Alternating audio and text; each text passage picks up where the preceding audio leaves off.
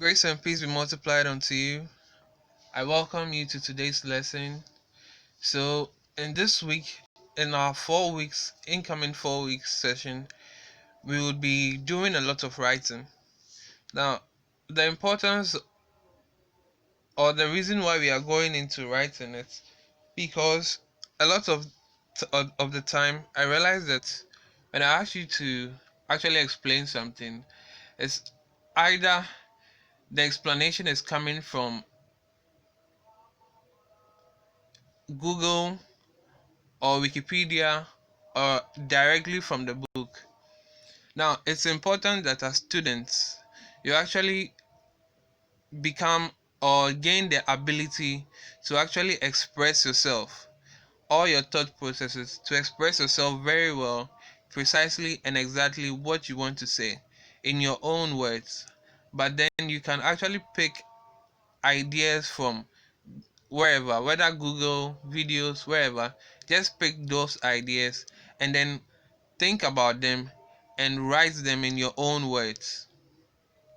So this is why we are doing writing, to be able to improve our writing skills so that when we have anything to write, we do not depend on um, our search engines, electronic search engines, but rather we can actually bring up something to create something to write about.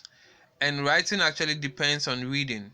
So when you read a lot, you are going to get so much to write about.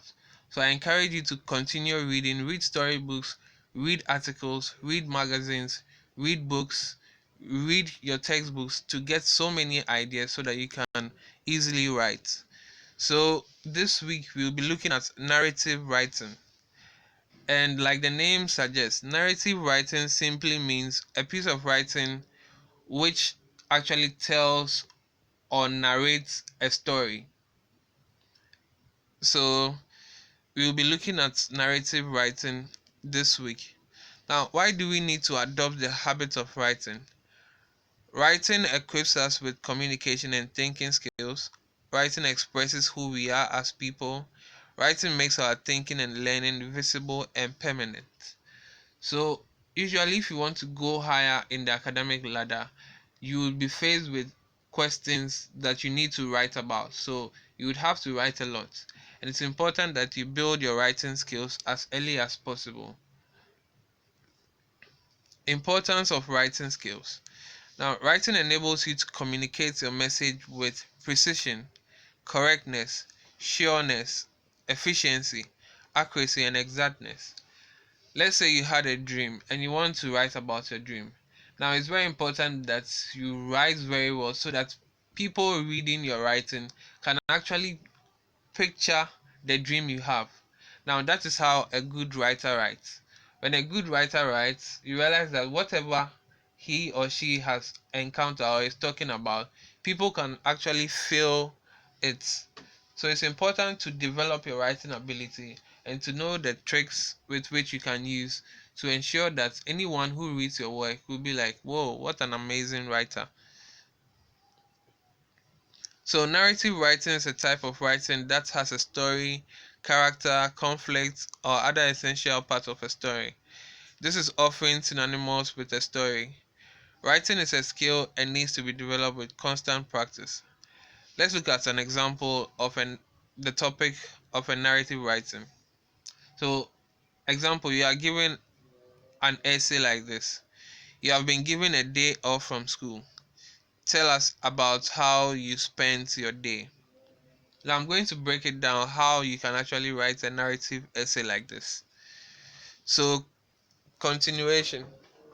Let's look at, so you have been given a day off from school. When you see words such as tell us about, what I've underlined over there, tell us about. Just give me a moment to get my pen.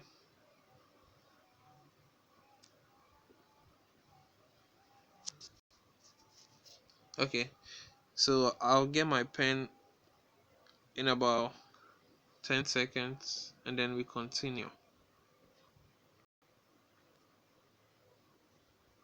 Okay, so let's continue. So you have been given a day off from school. Tell us about yourself. So when you hear words like tell about, then it gives you an idea that this is a narrative essay you are talking about. Because sometimes when you have questions you need to narrate, they will not tell you, or you'll not be told that this is actually a narrative essay. But then certain keywords should let you know that you are dealing with narrative essay, like tell. So when you also hear something like write about, describe your adventure, what experiences, express, convey, narrate, say, or voice out, then you know that whatever you'll be writing is narrative in nature.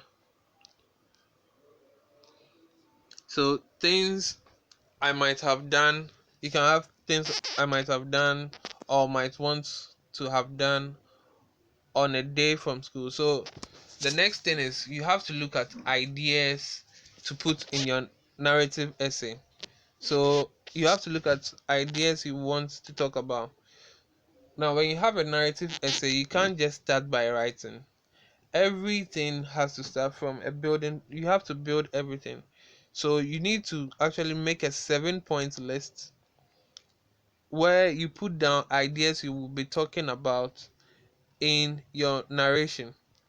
So, for instance, what you did a day off from school, maybe one idea is you slept, you went to beach, you went to shopping, and after shopping you picked some cards, you played video game, you went to a friend's house, you walked a dog in the woods, or you did something.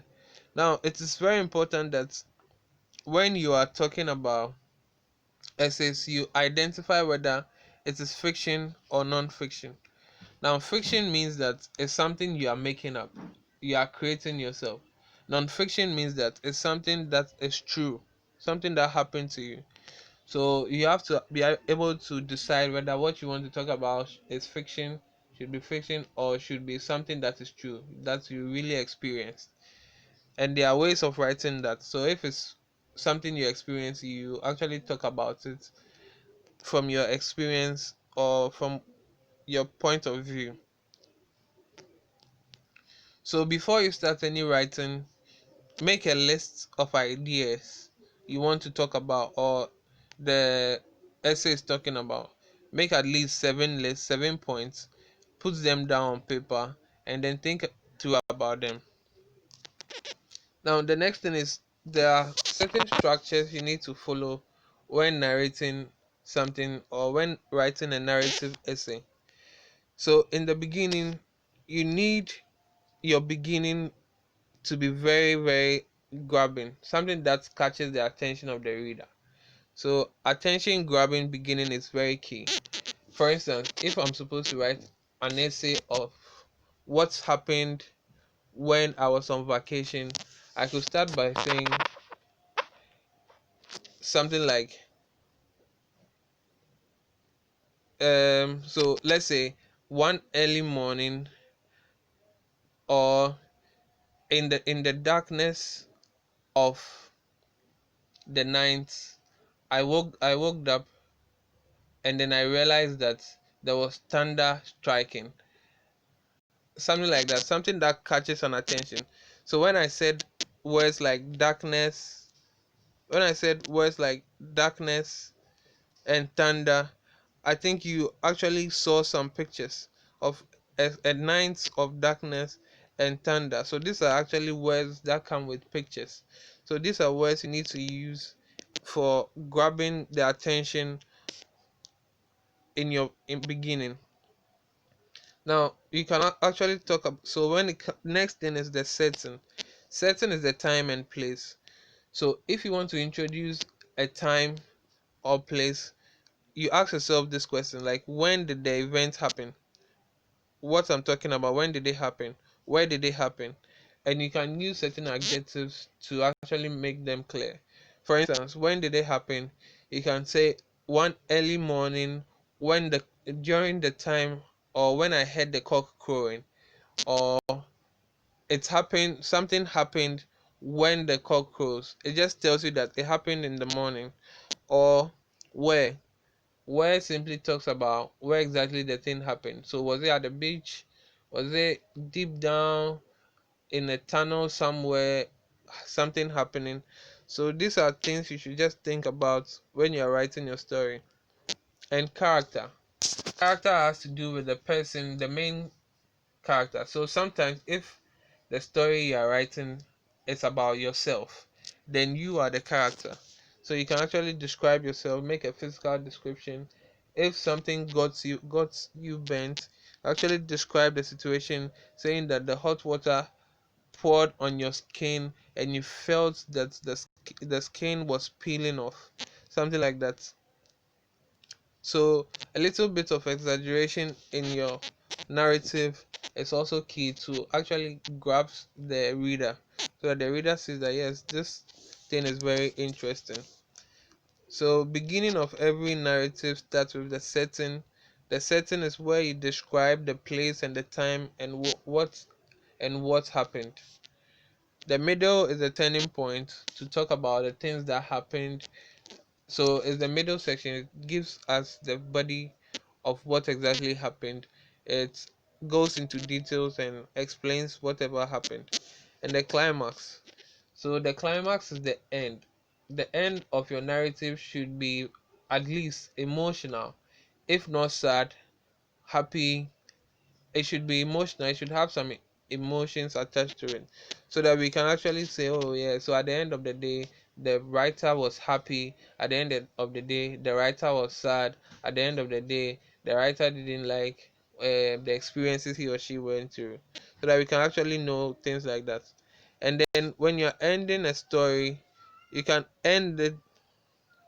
So the end of the story actually tells us what that the problems are solved. So let's say you end the story on a good note, you end the story on a bad note, you end the story um, showing that there will be a continuation, whichever way.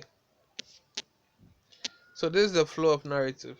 So when you start, you set this, you set the setting, you talk about the time and place. So emotions actually go like up, down, and move upwards. So to the end, this is the climax, this is where emotions need to go up. Let's say narrate what happened when you were at home, and so in the course of narration you get to a point where something probably bad or very good happened, and then this is the point where you actually talk about it emotionally here, and then when you're ending you drop it down and end. So let's look at some tips to use. So picture the beginning in mind and describe it vividly. Describe it into details, clearly. Now, instead of using numbers, use descriptive sentences. For example, in, instead of using 6 a.m. in the morning, use something like early morning at the time when the cock crows, or early morning when the sun had not yet, let's say, rise, when the sun had not yet risen. So you can use things like that to make your story interesting or your narrative interesting. It is important to paint a picture with your writing. Describe the events into details: hearing, smell, feeling, sight, taste. So with this you can actually go more into, if it's smell, you can say it smelled so nice, like a fragrant perfume. Okay, if it's touch, maybe your friend hits you, you can say he hit me so hard that I felt my whole body aching.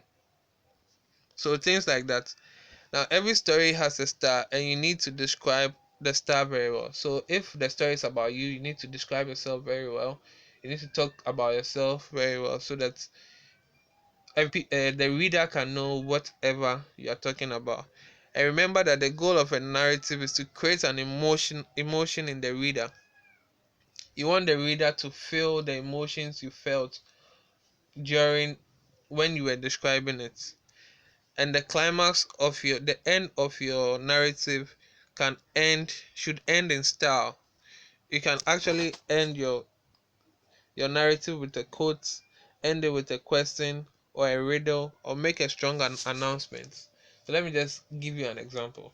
If you want to make a end with a strong announcement, you can actually conclude by saying, so all this experience I experienced, I wish I had no one would ever go through the experiences I went through. So these are ways with which you can end your narrative. Also, you can end with a quote, etc. So this is a sample of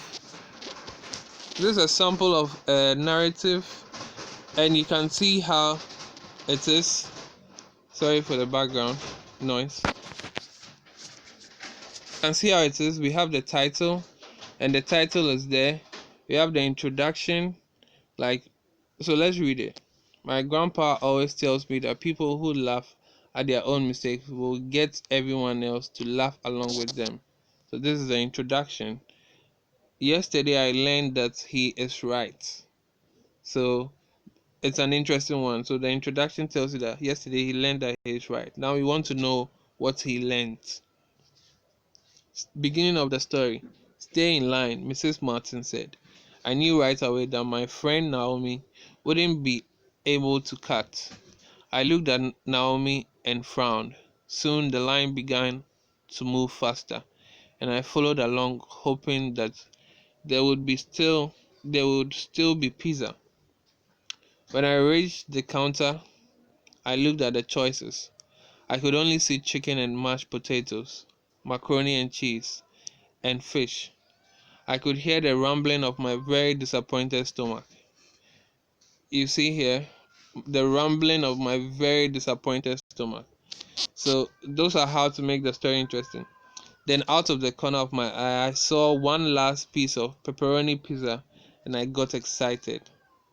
Okay, so middle event, pepperoni pizza. I said politely, Mrs. Martin, hand me the pizza. I took the paper plate so quickly that the pizza slid off the plate.